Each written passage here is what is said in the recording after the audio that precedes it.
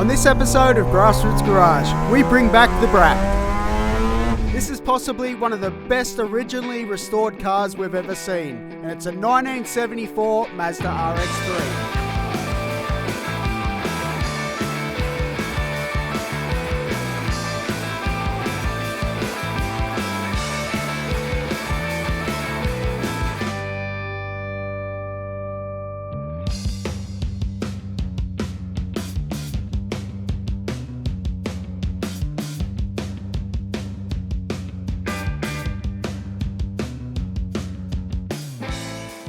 Welcome to GrassRoots Garage.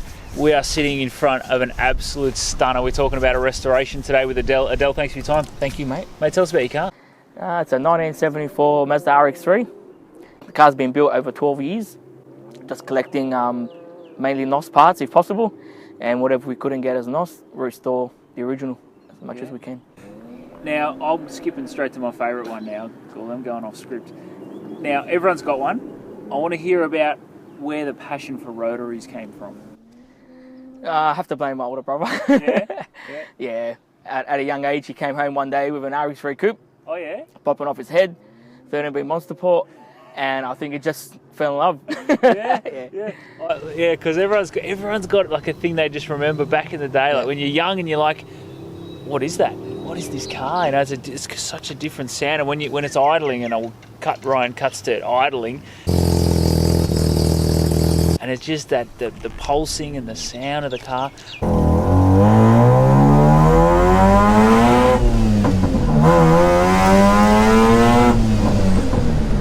Now, what made you choose the RX3 as the car you decided to restore?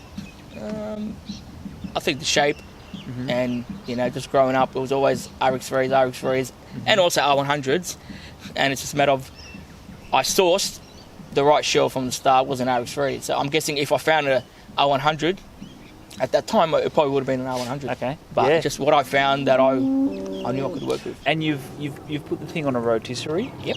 To do the restoration. How was the process of the restoration? It took about 2 years. Obviously taking time and ensuring that everything was done right, all the guard lining, all the adjusting was all done to factory spec. As much as possible. We actually went off the Mazda guidebook. We did the undercarriage, smoothed everything out, didn't block any holes because we wanted to keep it as original as possible. That's cool. So we actually went opposite what a lot of people do. Yeah, that's right. Yeah, block holes, but we kept our holes. So I love that. Yeah, because Mazda's gone, and I probably should ask you. So did Mazda just grab 808s and make RX3s, or how did they originally choose the RX3 shells? They use? Well, you'll find that most of the, from what I understand, I'm probably not a guru about it, but the 808s and the RX3 shells have minor differences, but a lot of them, the shells pretty much identical. And you'll probably find even like with the left-hand drive, the chassis are stamped on the Australian spec. They're stamped already, ready. So if you for the conversion. Yeah, that's right. Yeah, that's what I'm thinking. So people, first thing they do is cover up those imperfections. Yeah. But I think that's how it came is amazing, you know what I mean? Getting that factory spec going. What colour have you gone for this car? It's the original jewel green. I did a little bit of adjusting to it because in the end I did want to restore it to factory, but I still wanted to add maybe my little touch, the way I would want to see it maybe coming out of the Mazda factory line, but there's not much difference in the colour. I just spiced it up a little bit my way. So what engine have you got in this one? It's a 12A original carby. It's running the original points, Dizzy. So it's all running as factory coming out of Mazda dealership. How good is that? Yeah, so where'd this get rebuilt at?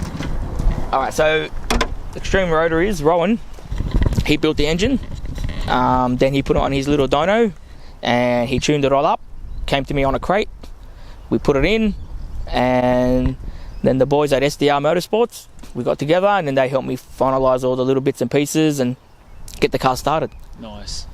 And you said 12A mile port? 12A extended mile port. Extended mile port, very cool. Just a small port, so you get up those hills, Yeah.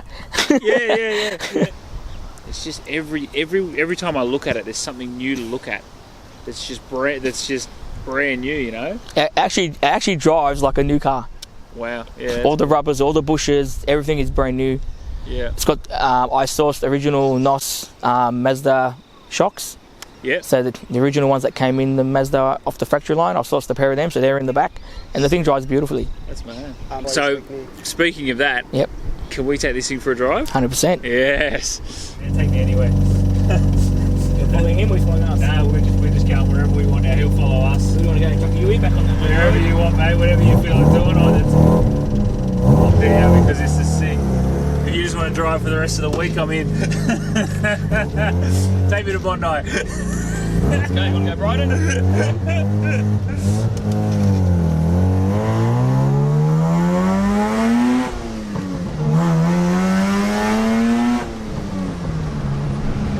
Oh, man. Cracking pipes. Yeah, 100%. Carby. Have you ever managed to drive this car and not be smiling the whole time?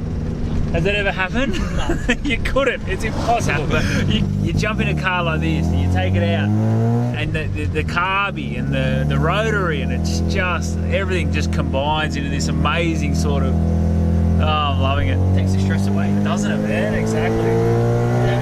That rotary noise, I don't know, it just does something. Yeah.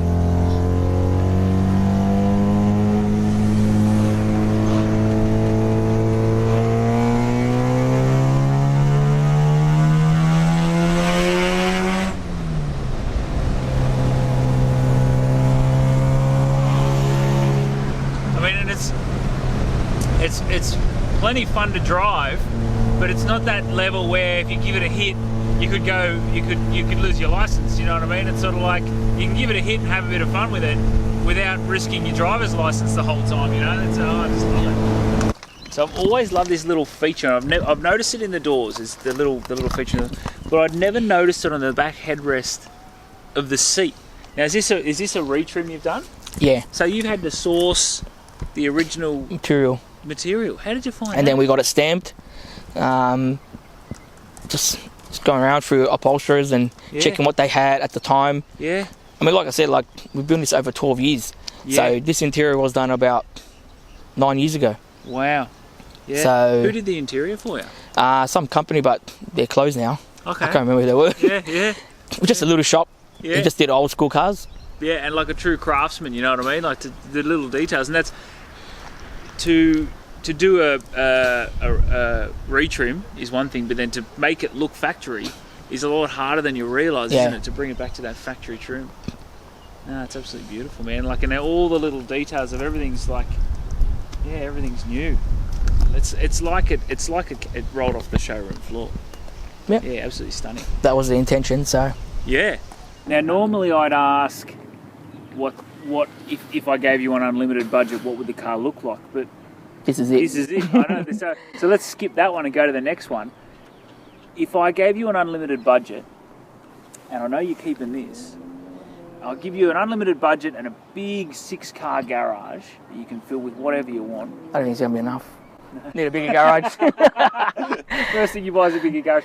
What are you putting in there? Give us an idea. Well, look, ideally, I think any rotary enthusiast, has a passion for more than one car. So, I mean, if you ask me what's my ideal garage, would be every Mazda rotary in this condition. Okay. So from the Cosmo, R100, RX2, this, RX4, you keep going.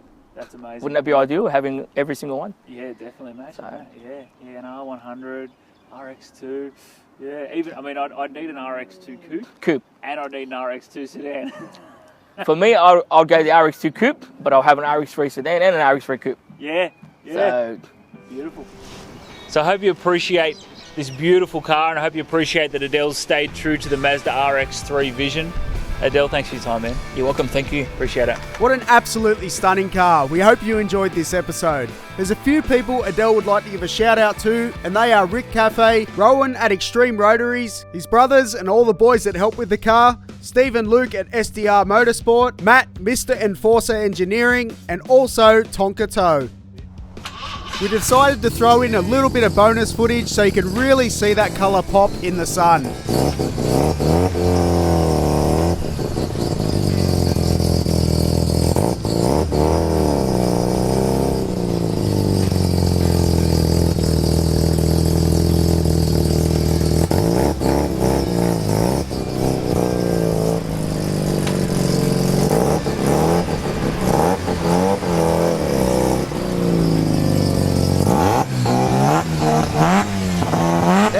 we'll stop it there. Don't forget to subscribe.